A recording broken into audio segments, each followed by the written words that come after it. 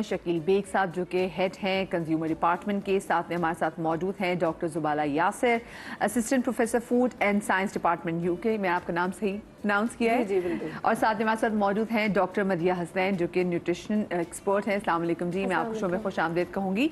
और अब से थोड़ी देर बाद हमें डॉक्टर गुफरान सईद जो कि एसोसिएट प्रोफेसर हैं के यू के हेड ऑफ डिवीजन लैब, वो भी हमें टेलीफोन लाइन पर ज्वाइन करेंगे। आप सब लोगों को मैं खुश आमदीद कहूँगी।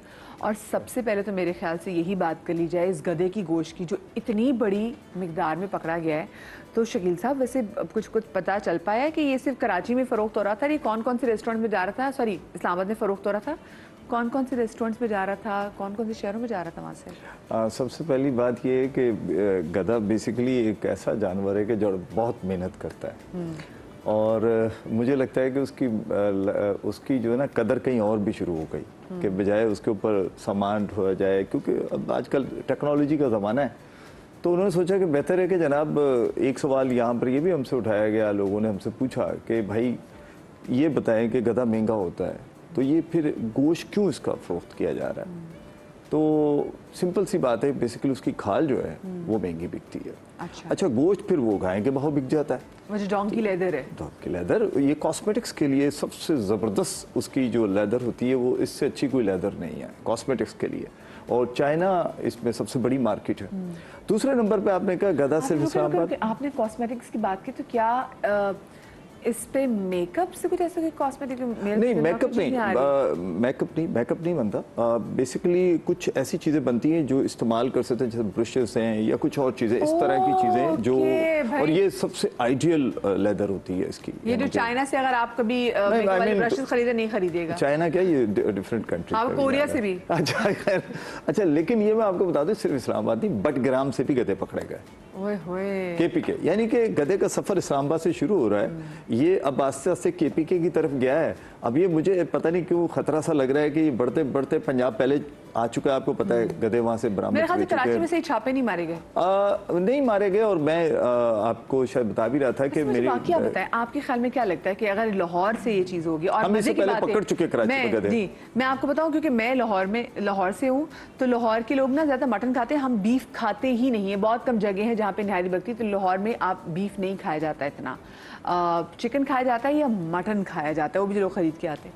तो मैं ये इसलिए हैरान हो रही हूँ कि अगर लाहौर से पकड़े गए, जरूरी नहीं कि नहारी में डले, डिफरेंट चीज़ों में डल सकता है बेसिकली। अच्छा एक चीज़ और मैं बताऊं कि कराची से भी बहुत पहले इस पे एक निजी टीवी के साथ हमने प्रोग्राम किया था, तो तब भी हमने गधे का गोश्त सवा सैनमा के साथ ही एक जगह थी, वहाँ से हमने बरामद किया था। तो जगह कोई भी नहीं बची हुई गधे से, गधा हर जगह पाया जाता है, उसका गोश्त कहीं ना कहीं किसी न किसी। आप अभी जब इंट्रो पे आप अपने एक दोस्त का बता रहे थे, तो मैं आपको एक बड़ी सच्चा वाकया अपना ही बताता हूँ कि हम बनारस पे एक होटल में बैठ के, दोपहर का टाइम था, मैं और मेरे एक दोस्त थे, हमने वहाँ कढ़ाई मंगवाई हुई थी, कढ़ाई खा रहे थे हम।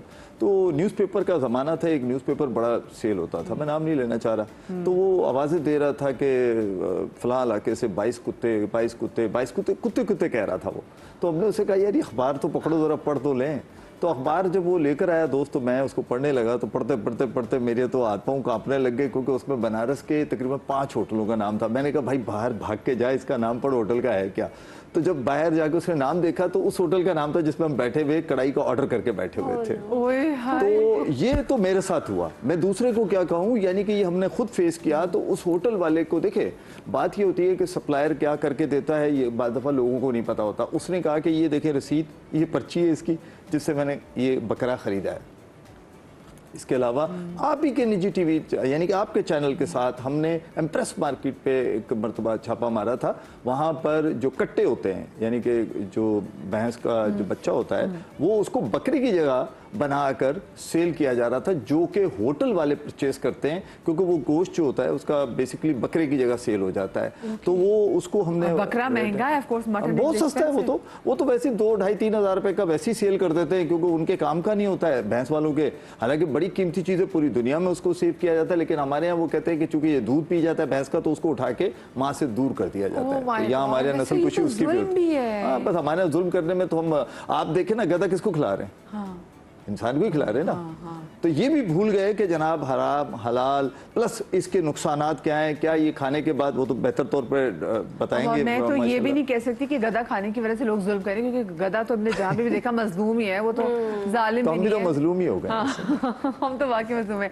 अच्छा आप मुझे बताएं ये क्यों इतना बढ़ता चला जा रहा है, और मुझे लगता है somehow it's getting out of control कि हमें पता ही नहीं कि हम जो चीज़ खा रहे हैं वो मिलावट से पाक है भी या नहीं। मेरे ख्याल में इसमें थोड़ी सी अवेयरनेस भी अगर हम आवाम को दें ना, तो वो खुद भी पहचान सकते हैं इस चीज़ को कि वो गोश्त किस चीज़ का खा रहा है। कैसे?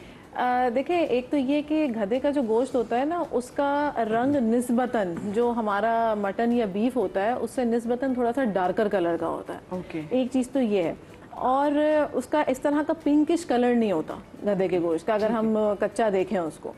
दूसरी चीज़ जो एक बड़ी इंपॉर्टेंट है वो ये कि जो चिकनाई का लेवल है ना, वो गधे के गोश्त में बहुत कम होता है, बीफ में और मटन में ज़्यादा होता है।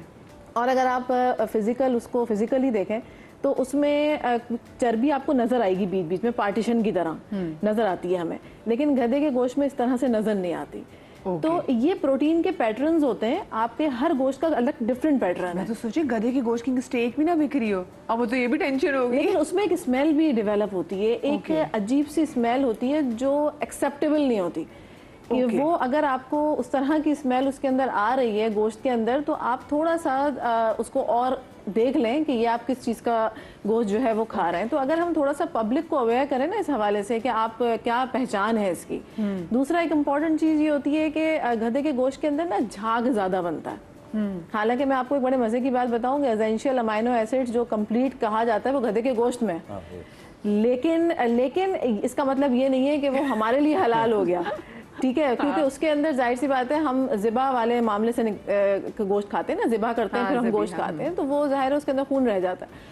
तो प्रोफाइल उसका बड़ा अच्छा है, लेकिन ये है कि वो हमारे लिए मना है और नुकसानदेह भी है। तो उसमें जो है वो ये कुछ बज़ाहिर चीज़ें हैं जो आप देख सकते हैं कि उसमें एक अजीब सी स्मेल आती है जो हम शायद नहीं खा सकते, लेकिन चाइनीज़ जो है वो बहुत शौक से गधा खाते हैं, और उनके लिए तो एक फीस्ट वाला मामला होता है जब वो उनको डोंकी गोश्त जो है वो दिया जाता है। ओके, तभी क्योंकि लाहौर में काफ़ी चाइनीज, इसलिए मे बी शायद वहाँ इसलिए गधे अच्छे बिक रहे थे। हाँ, आप मुझे बताएं ये क्यों हम इतना क्यों ऑब्जर्व करें कि भाई से ऐसा कोई भी चीज़ खालिस नहीं रह रही। मुझे ऐसा लगता है दैट हमारी जो सोसाइटी है उसमें कंज्यूमरिज्म बहुत ज़्यादा है, और बाहर खाना खाने को हम एक सेलिब्रेटरी या कोई नीड ना भी हो तो भी we like to eat outside rather than at home. दिल कर रहा है, घर में कुछ किसी को कुछ पसंद नहीं आया, उन्होंने ऑर्डर कर लिया, कोई भी एनिवर्सरी है, बर्थडे है, बाहर खाना खाना है, इसको हमने बहुत ज़्यादा जो है ना। डॉक्टर मदिया, आपने एक चीज़ नोट की है, बहुत से अक्सर लोग कहते हैं कि भाई अगर हम घर में अच्छी चीज़ बनाएं ना, अगर गोश्त वाला चीज़ें तो वो शायद ज़्यादा महंगी पड़ जाती है, लोग कहते हैं बाहर से मंगवा लेते हैं सस्ती पड़ जाती है। एग्जैक्टली, क्योंकि हम जो घर में ऑब्वियसली कोई खातून खाना बना रही हैं, वो बड़े एक तो प्यार से वो कोशिश करेंगे कि उसमें हर चीज़ में अच्छी से अच्छी डालूं, क्योंकि मेरे घर वाले मेरे बच्चे खाएंगे।